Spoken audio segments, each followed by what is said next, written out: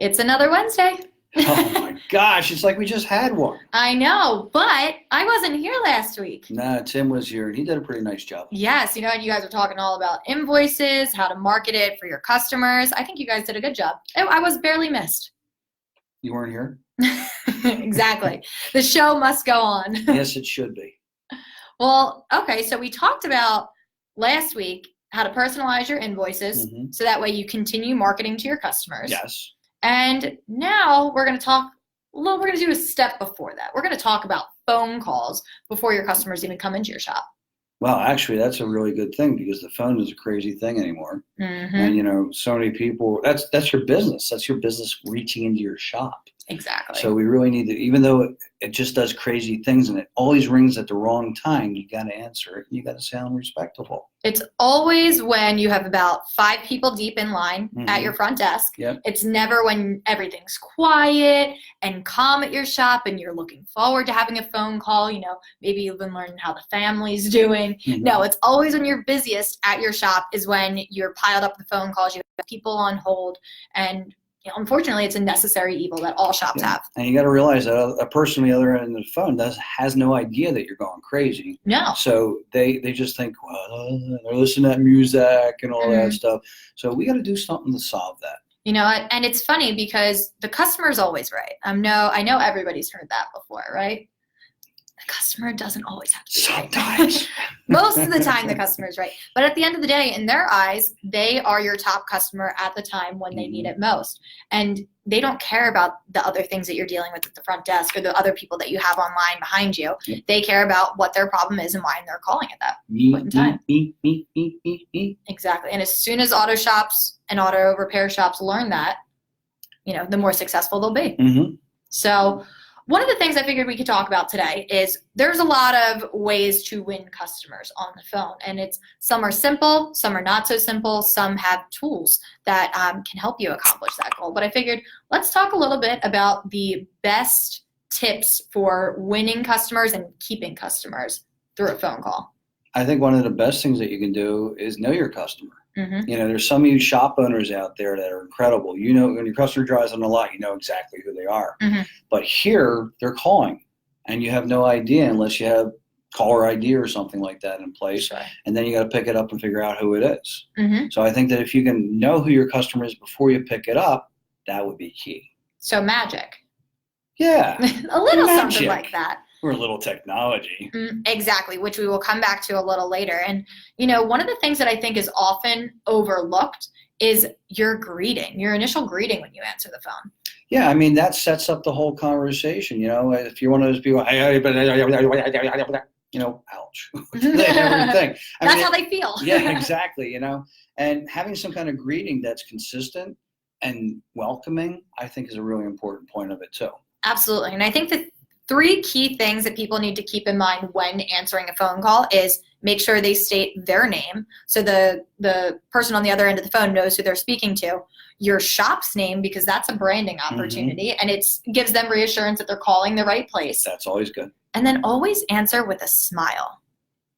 Yes, because when you answer with a smile, people can actually hear your smile. Exactly. It might be chaotic right behind the front desk. There might be 1,000 things going on that is causing you not to have a smile. But when you answer the phone and you have a smile, it's automatically going to reflect in your voice and reflect in your tone. And that's something that can really set the right pace for the conversation. It does. It really works. When I first heard that, Shanna, I thought, really? But now when I've been out in the field for a long time, that smile makes a big difference. It does. So maybe we should talk like this for the rest of the time. Maybe we should all be happy and continue to smile so that way everybody around us can be happy too. Okay. That's our little philosophy for the day. Well, that's what it does. Sometimes just a smile will be God a smile. Hey, how you doing? But okay, so we talked about really knowing your customer on the phone, having a proper greeting. What are some other things? Well, having information. Sure. That's one of the things. Now, I have to say, I'm not the world's greatest typer. Sure. So if I picked up a phone right now and I answer it and you tell me your name, I go, and that time that you're typing and waiting and then you're misspelling the customer's name and you're going back, I think that's a killer. Sure. Right there. So if we can overcome that, I think that would be a really big step.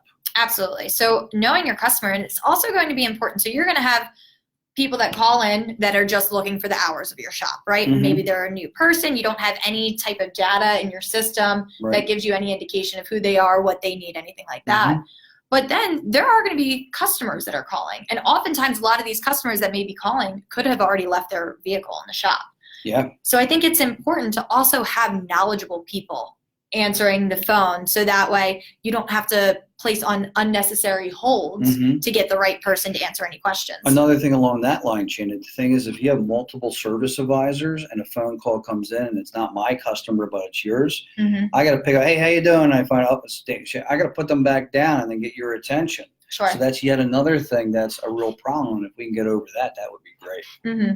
And so, all right, we have the right people on the phone. We know who the person is that we're talking to. We welcome them with a smile. It's going to be important to continue building that trust. I mean, that is a very common theme for what we've come back to each and every live stream that we've had.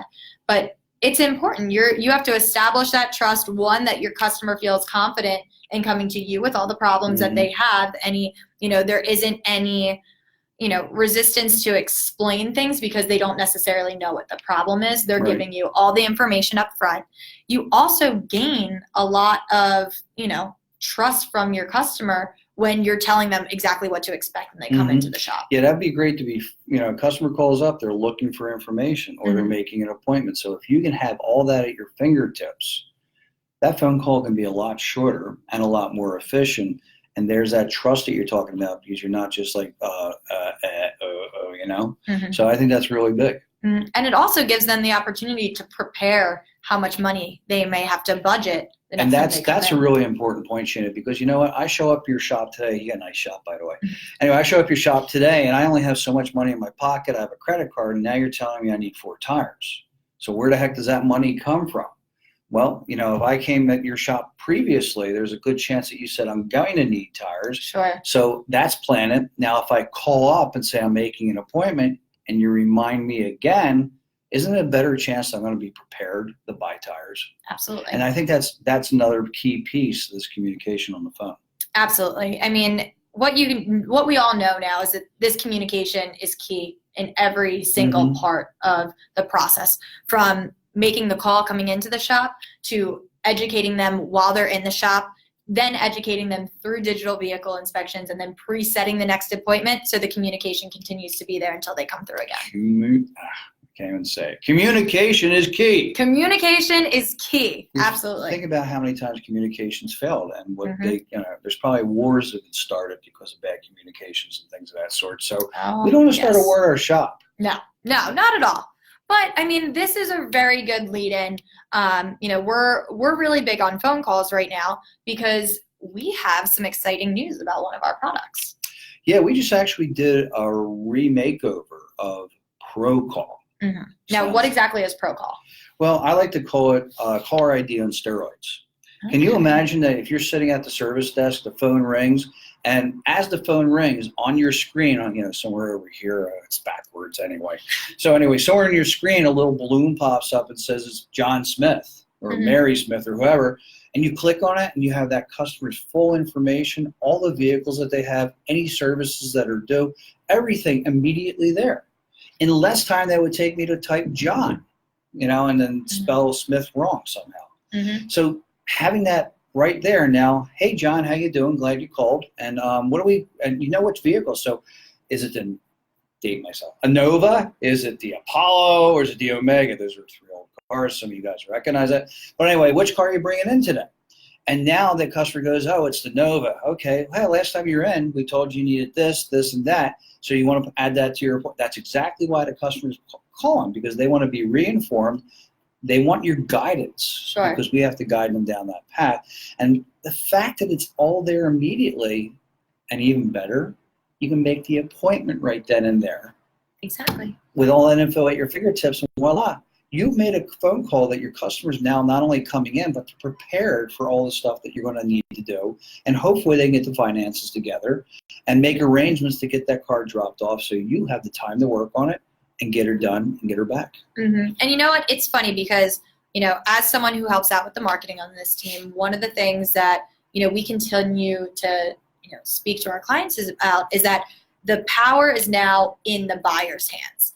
They have the ability to do their research, to make educated decisions. They have all of this information at their fingertips.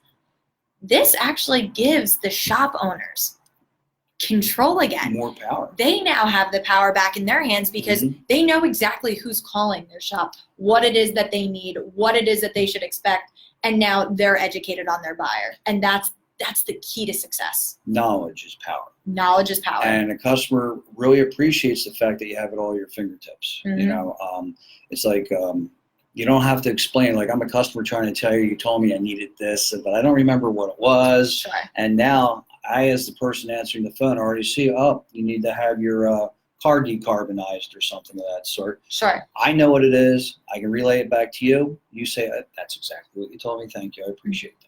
Exactly. And you know what? I think we can both relate to this. We have some pretty tough last names and pretty long last names. So the last thing I feel like doing, especially when I'm in a rush, is spelling out my last name for everybody to then put it into the system where they're most likely going to have it spelled wrong or get it wrong. Yep. So if we can automatically just have that efficiency going all the way through and knowing who our customer is, it's key. But, you know, there's a lot of other steps that are important in these phone calls. So we talked about how to personalize your message and your greeting.